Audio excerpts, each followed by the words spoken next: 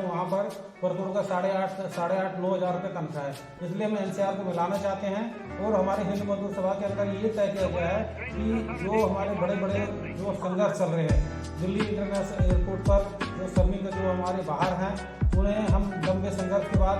आधे से ज़्यादा श्रमिकों को अंदर करवा दिया है और बाकी श्रमिकों को काम पर रखाने की लड़ाई लड़ी जा रही है। दूसरा आपको बताया कि ईएसआई हॉस्पिटल के हमारे 150 कर्मचारी को एक साथ ईएसआई हॉस्पिटल के अधिकारियों ने निकाल दिया था वसई दारापुर के अंदर, लेकिन हमने उसको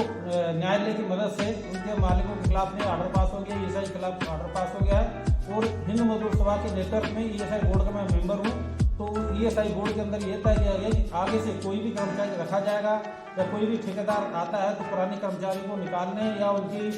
भविष्य में सर्विस के बारे में हम एक कमेटी गठित कर दी गई है हाईकोर्ट के आदेश पे, जिससे हम मजदूर को भविष्य के चिंता करते हुए जो कर्मचारी 5 साल 10 साल से काम कर रहा है आज से पहले उन्हें ना उनको ना सर्विस मुआवजा मिलता था ना गृहस्थी मिलती थी, उसके बारे में भी ईएसआई ने बोर्ड में बिठा दिया गया है। बोर्ड के अंदर हम अच्छी तरह से मजदूरों के हित को रखते हुए मजदूरों के भविष्य को देखते हुए बोर्ड के अंदर सही फैसले लेंगे जिससे मजदूरों के भविष्य में अच्छा उज्जवल भविष्य बना रहे। दूसरा आपको बताया कि रेन बसेरा जो समाज कल्याण विभाग की और समाज कल्याण विभाग है जिसमें आशा वर्कर, आशा दीप, आशा ज्योति, ये 3 विभाग हैं। वो 3 विभाग के अंदर सरकार अभी वर्करों को 3 अप्रैल से तनख्वाह नहीं दे रही है। ये हर महीने की स्थिति हो गई है। जो हमारी दिल्ली सरकार के मुख्यमंत्री केजरीवाल जी हैं वो बाहर के राज्यों में जाके चुनाव के अंदर कहते हैं कि महिलाओं को 3,000 रुपये 5,000 रुपये हर महिलाओं को भत्ता दिया जाएगा। लेकिन हम पूछना चाहते हैं कि जो दिल्ली के अंदर जो मंदबुद्धि बच्चे जो काम कर रहे हैं उसमें जो महिलाओं कर्मचारी 247 महिलाओं कर्मचारी काम कर रही है, कोर्ट का आदेश आ गया है। कोर्ट ने आदेश दे दिया है कि इन्हें समान काम का समान वेतन दिया जाए, लेकिन उन्हें आज भी 17,492 रुपये मिल रहे हैं और उन्हें कोई छुट्टियां नहीं, कोई कैजुअल छुट्टी नहीं, कोई पक्की छुट्टी नहीं, कोई बोनस नहीं। इसलिए दिल्ली सरकार को और हिंद मजदूर सभा की तरफ से हमने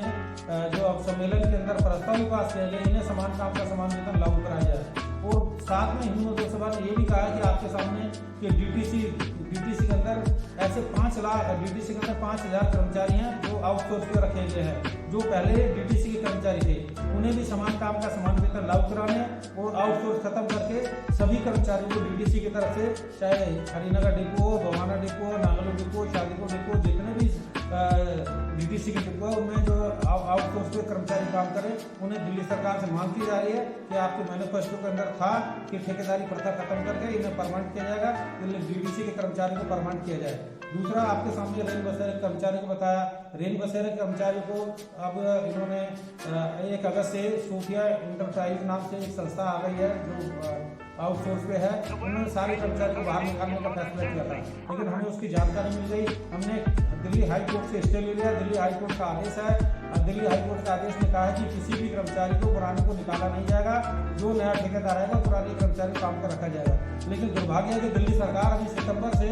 उन 150 कर्मचारियों को वेतन नहीं भुगतान हो रहा है। दूसरा ऐसे ही ईएसआई हॉस्पिटल का बताया, ऐसे ही रेन बसेरे का बताया, ऐसे ही दिल्ली के श्रमिक आज 17,492 रुपये जो दिल्ली गवर्नमेंट ने न्यूनतम वेतन लागू कर रखा है और इंडस्ट्री एरिया के अंदर जाके देखिए आज 5,000, 6,000 रुपये वर्कर जो महिलाओं श्रमिका काम कर रही है। दिल्ली सरकार से मांग करना चाहते हैं कि जहां आप बड़ी बड़ी घोषणा कर देते हैं, न्यूनतम वेतन लागू कर देते हैं, लेकिन उसे पालन कराने के लिए आपके ना तो श्रम विभाग है और ना ही श्रम विभाग के अधिकारी हैं। आज दिल्ली के अंदर 11 से श्रम विभाग खोल दिया और 35 इंस्पेक्टर हैं और दिल्ली के अंदर 10 लाख श्रमिक काम कर रहे हैं। तो ये बताइए कि 35 इंस्पेक्टर दिल्ली के 10 लाख मजदूरों को न्यूनतम वेतन कैसे लागू करा देंगे। और न्यूनतम वेतन का हाल ये है कि आज न्यूनतम वेतन का केस लगाते हैं तो उसका फैसला 6 महीने बाद, 3 साल बाद, 4 साल के बाद होता है, जब तक फैक्ट्री बंद हो जाती है। इसलिए दिल्ली सरकार से मांग की जा रही है कि जो आपने 2018 में गोपाल राय जी श्रम मंत्री थे उसमें दिल्ली सरकार ने निर्णय लिया था कि जो कारखानदार न्यूनतम वेतन लागू नहीं करेगा उसे 6 महीने की सजा और 50,000 जुर्माने का जो प्रावधान था उसे सख्ती से पालन किया जाए, जिससे दिल्ली के मजदूरों को न्यूनतम वेतन मिल सके। दूसरा, दिल्ली सरकार से मांग कर रहे हैं कि जो कारखानदार दिल्ली से बाहर जाने की तैयारी कर रहे हैं उस पर रोक लगाने की व्यवस्था की जाए और जिन कारखानदारों को सहूलियत दी जाए जिससे कारखाने दिल्ली छोड़कर दूसरे राज्य में ना जाए। तो दिल्ली के अंदर अगर मजदूर रहेगा, कारखानदार रहेगा, तो दिल्ली सरकार को भी फायदा होगा और मजदूरों को फायदा होगा। दिल्ली एक नंबर से एक सम्मान हो जाएगी, जिसको कह सकते हैं हम कि